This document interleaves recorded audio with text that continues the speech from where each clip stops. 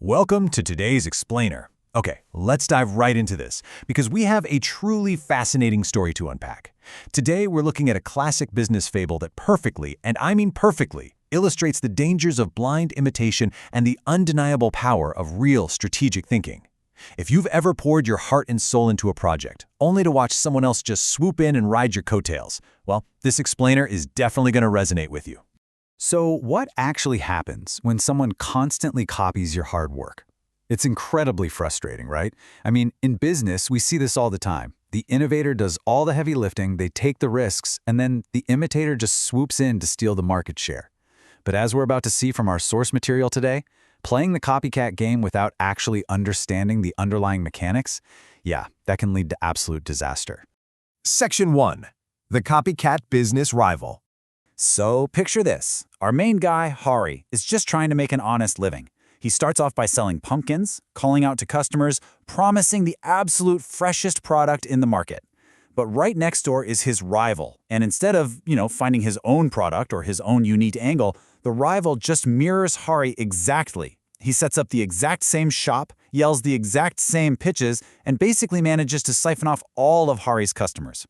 Every single time Hari tries to build some momentum, this copycat just steps in and drains his livelihood.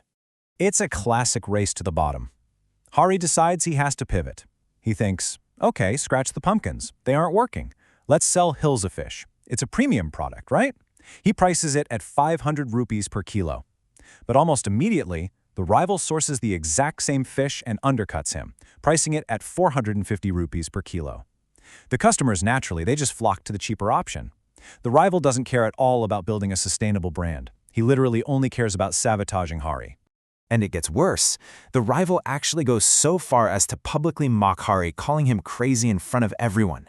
You can really feel Hari's absolute determination here as he finally hits his breaking point. He says, "I'll see how you bother me now. You won't be able to copy me or steal my business." He realizes that trying to compete out in the open market with someone who has zero ethics is just a losing game. He refuses to do it anymore. He needs a strategy that is, quite literally, copy-proof.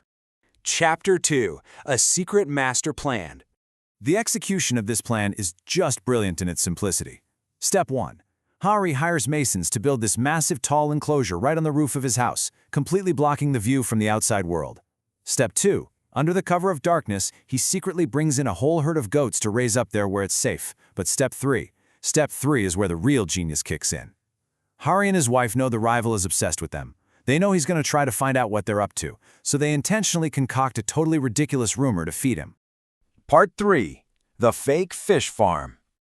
Sure enough, the rival's wife, basically acting as a spy, comes over to snoop around, pretending she's just visiting. And Hari's wife casually drops this absolute bombshell of a lie. She says, "We are raising fish on the roof. We pumped water up for them." She spins this wild, elaborate tale about how they're hoarding a massive amount of water up on their roof, breeding countless fish, and getting ready to become incredibly wealthy. Now, this is the psychological core of the whole fable. While Hari's wife is telling this blatant lie about a rooftop aquarium, the rival's wife literally hears the sound of goats bleating from the roof above them. But what does she do? She completely ignores her own senses. Her greed and her absolute desperation to steal Hari's new million-dollar idea are just so strong that she dismisses the goat noises entirely. She rushes straight home to tell her husband they need to immediately start building their own rooftop fish farm. The contrast here is just staggering. Think about it. Hari is doing something highly logical. He's safely breeding goats in a dry, secure space. The structural impact on his house is perfectly fine. But the rival, he is blindly imitating a total lie. He actually goes and builds high brick walls on his roof and starts pumping a massive, heavy volume of water up there to hold fish. He doesn't pause for a single second to consider the actual physics or the sheer undeniable danger of what he's doing to his own house. Section 4. Success and Sudden Ruin. The disaster of blind copying plays out like clockwork. It's like watching a slow-motion train wreck. On day 1, the rival fills the roof, just dreaming of becoming a millionaire. But by week 2, reality violently sets in. The walls of his house become completely waterlogged. Water is literally leaking down into his living room.